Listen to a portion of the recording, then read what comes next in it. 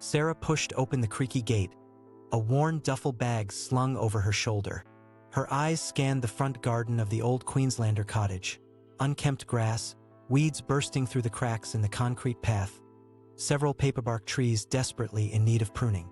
But what caught her gaze was the bush in the corner, sprawling against the weatherboard wall, a bloom with stunning golden hibiscus flowers that glowed in the late afternoon sun. Those yellow hibiscus transported Sarah back 25 years in an instant, to another Queenslander in another suburb with another flower-filled garden. Back to 1996 and her first love. Sarah dropped her bag on the front porch with a sigh. At 43, this is not where she expected to find herself. Back in her hometown of Brisbane, unemployed and crashing at her brother's rundown investment property, while she tried to pick up the pieces of her shattered life and figure things out. LA had chewed her up and spat her out. The acting career she'd abandoned everything for at 18, the love of her life included, had never gotten off the ground. Endless auditions, bit parts, side hustles. Until Sarah woke up one day, looked in the mirror at the lines forming around her eyes, and wondered where the hell her life had gone. She unlocked the front door, the key sticking in the lock, and stepped into the musky hallway. She'd stay here a few months, regroup, then... What? Sarah had no idea. Regret, emptiness, and unanswered questions pushed in from all sides as she moved into the kitchen and flicked on the lights. A splash of yellow on the laminate countertop caught her eye. A post-it note from her brother Chris. Balkuma Omasis. Make yourself comfortable. I'll swing by this weekend to say hi. Chris X. She smiled despite her weariness. Her steadfast, larrikin big brother. The one constant in her tumultuous life. She opened the fridge. It was stocked with essentials. Typical Chris, looking out for her even now. Sarah made herself a cup of tea and moved to the back deck, lowering herself into a weathered cane chair. The humid February air clung to her skin as the magenta sunset illuminated the overgrown backyard. Her mind drifted to another February day, an infinite blue sky, salty wind whipping her hair, and Tim. Always back to Tim. The memories blindsided her like a sudden summer storm. His hazel eyes alight with laughter, the smattering of freckles across the bridge of his nose, the golden hair that flopped into his eyes. The way he looked at her like she was the only girl in the world. They were 18, in their final year of high school, inseparable and dizzy with first love. Tim, the quiet, sensitive boy who wrote poetry and longed to study literature and be a writer. And Sarah, the effervescent drama queen, always seeking the spotlight, her head filled with dreams of acting. Opposites in many ways, but she'd never felt so seen, so utterly adored and accepted than when she was with Tim. He grounded her flights of fancy, made her feel safe and cherished. Home. Until the day in late November when Sarah came home to find a large envelope in the mailbox with an LA postmark.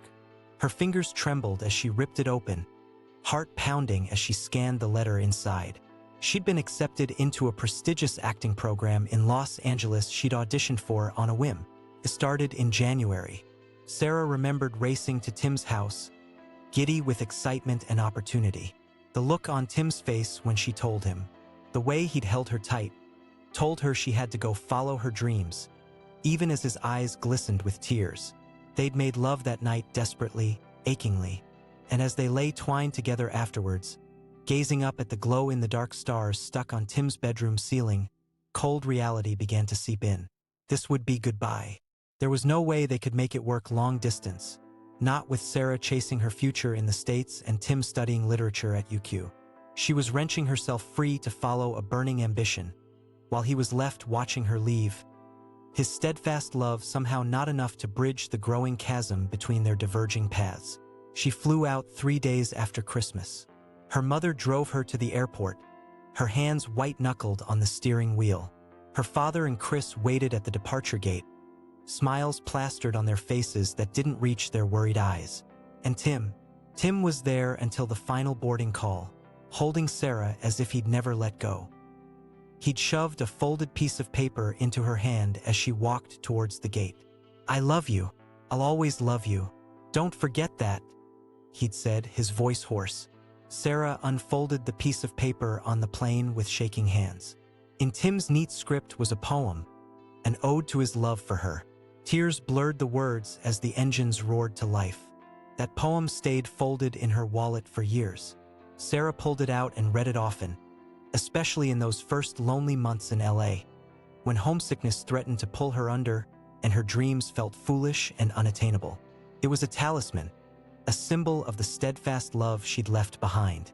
She dated sporadically, but no one compared to her first love, the boy who cherished her and set her free.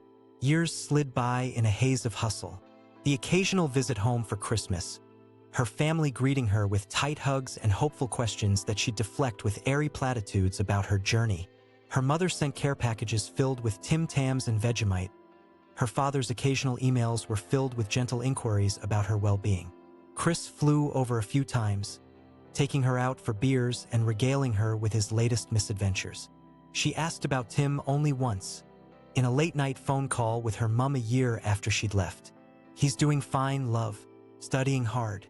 I saw his mom at Woolies the other day." Her mother's voice was gentle, knowing. Sarah nodded and tried to swallow the lump in her throat. It was for the best. He'd move on, build a life without her, and she'd do the same. Still, some nights she'd take out that dog-eared poem and trace her fingers over the words, a single tear plopping onto the faded ink. Now here she was, 25 years later, sitting on the deck of a dilapidated Queenslander wondering how she'd ended up so far from where she thought she'd be. No Academy Award, no star on the Walk of Fame, no adoring husband and cherubic children. Just a few lackluster credits, a mountain of debt, and a bone-deep weariness. Sarah sipped her tea as the mango sky melted into inky darkness. Maybe coming back to Brisbane would help her find herself again. Recalibrate, figure out what she really wanted. A blank slate at 43. She went to bed early that night and slept dreamlessly, grief and jet lag pulling her under into a dark oblivion. Days passed in a blur. Sarah kept to herself mostly, reading dog-eared paperbacks on the back deck, going for long walks through the leafy neighborhood, reacquainting herself with the smells and sounds of her subtropical hometown. She had long, cathartic phone calls with her mom, who was overjoyed to have her baby girl back, even just for a little while. On the fourth day, she ventured out to the shops, strolling the aisles of her old local Kohl's, memories around every corner. She was browsing the ice cream section, contemplating which indulgence could soothe her aching heart, when a voice broke through her reverie. "Sarah? Sarah Gleason." She whirled around, startled. Her eyes landed on a tall figure, broad-shouldered and strong-jawed. Expensive suits stretched across an impressive physique.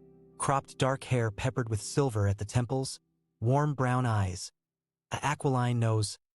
Recognition bloomed even as her brain struggled to reconcile this sophisticated masculine vision with the lanky, baby-faced boy from her memories. "Tim?" she breathed, scarcely believing it. A slow smile spread across his face, and there it was, that achingly familiar, slightly crooked grin. "I thought it was you." "Wow, it's been 25 years, Sarah finished. "What are you doing here?" He held up a bottle of olive oil. "Dinner supplies. I live just around the corner." "You're still in the old neighborhood?" He nodded, eyes crinkling at the corners. "Moved back here a few years ago after Dad passed. Wanted to be closer to Mom." "I'm so sorry." The words felt painfully inadequate. She swallowed hard. "I'm staying at Chris' place. Just got back from the States." Something flickered in his eyes. Surprise, maybe? Or was that a flash of the old hurt? "I heard you were in LA. Your mom kept my mom updated with your news over the years. Sounded like you were doing really well over there." "Oh, you know." Sarah waved an airy hand as if to magically conjure the dazzling life she was supposed to have lived. The life she'd left him to chase. It was an adventure. Tim smiled, but it didn't quite reach his eyes. "I'll bet. I'm glad you're back. I know your family missed you a lot." He paused, gaze roaming her face as if trying to reconcile the girl he'd known with the woman standing before him. "You look great, Sar." The old nickname rolling off his tongue made her heart clench painfully. "You too. Very dapper." The corporate world clearly suits you. Ha, yes, well. He glanced down at his expensive shoes, suddenly self-conscious. I ended up taking over Dad's finance business after he got sick. Not exactly the writer's life I had planned. But you're happy? The question came out more urgently than she'd intended. He met her gaze, something deep and unfathomable in his eyes. Happy enough. They were still standing there in the freezer section, the frigid air raising goosebumps on Sarah's arms. Or maybe that was the effect of being this close to Tim after all these years, practically able to feel the heat radiating off him. So familiar and yet so foreign. Like coming home to find the furniture rearranged. Well, I better get going, Tim finally said, breaking the spell. It was really good to see you, Sar. You too. Sarah managed to smile. Take care, Tim. He nodded and turned to leave, dress shoes squeaking on the linoleum. Sarah watched him walk away, a heaviness settling in her chest. 3 steps later, he paused and turned back. Actually, he took a breath. Would you like to grab a coffee sometime? Catch up properly? I'd love to hear about your Hollywood adventures. His eyes crinkled in that achingly familiar way. Sarah's heart lurched. Sure, that would be nice. Great, I'll give you my number. He pulled out a sleek business card and scribbled his mobile number on the back. Their fingers brushed as he handed it over, and Sarah swore she felt a spark leap between them.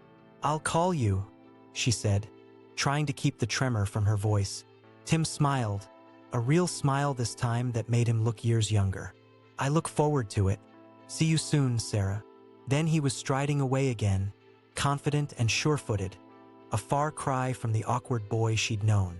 Sarah glanced down at the embossed business card in her hand.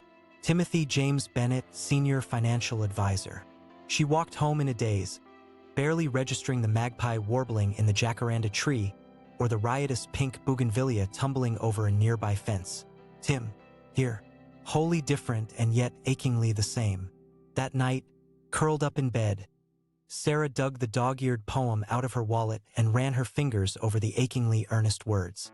She wondered if he ever thought of her, in all those years of silence and separation. If some part of him had continued to carry a torch even as the oceans and years had churned between them. She fell asleep with the card clutched to her chest, a fragile ember of hope taking root in the hollow space behind her ribs. Maybe it wasn't too late.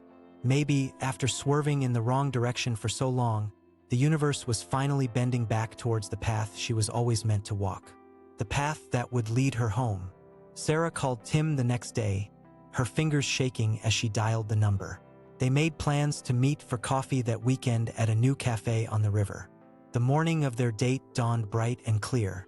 Sarah agonized over her outfit, finally settling on a breezy sundress that brought out the green in her eyes. Her hair, more salt than pepper now, fell in soft waves around her face. She still felt a pang when she spotted the lines around her mouth and the creases between her brows. Visual reminders of all the years that had passed, the missed opportunities. But there was nothing to be done about that now. All she could do was move forward. Tim was already at the cafe when she arrived, looking effortlessly handsome in a blue button-down and dark jeans. He rose to greet her, pulling her into a hug that felt both strange and thrillingly familiar. He smelled of sandalwood and something distinctly Tim. They settled at a table by the water, ordered flat whites and smashed avocado on sourdough. The conversation flowed easily, the initial awkwardness giving way to a comfortable rhythm, a back and forth as natural as breathing. Tim told her about his work, the challenges of stepping into his father's shoes, the way he still scribbled bits of poetry in a notebook late at night when he couldn't sleep. Sarah found herself opening up about her struggles in LA, the disillusionment and loneliness that had dogged her for years as her dreams stubbornly refused to materialize. I thought I was chasing something bigger, you know? She said, staring out at the glittering river. Something luminous, larger than life. But somewhere along the way, I lost sight of what really mattered. Tim was quiet for a long moment. Then he reached across the table and gently took her hand, his fingers warm and strong. You were always luminous to me, Sarah, incandescent. I never needed you to be anything more than exactly who you were. Tears pricked the backs of Sarah's eyes. I'm so sorry, Tim, for leaving the way I did, for not choosing us. He squeezed her hand. You had to go. I understood that, even though it gutted me. You were always meant for big, bright things. I just hoped that maybe, one day, I could be part of that brightness too. Sarah sniffed, swiping at her damp cheeks with her free hand. I never stopped thinking about you. Never stopped caring. Me neither, Tim said softly. You never really let go of your first love, do you? They stayed like that for a long time, hands entwined, the years melting away until it was almost as if no time had passed at all. Just a boy and a girl, hearts cracked wide open, finding their way back to each other. In the weeks that followed, Sarah and Tim saw each other constantly. Long walks by the river, picnics in the park, lazy Sunday mornings reading the paper over coffee and croissants at Tim's sunlit kitchen table.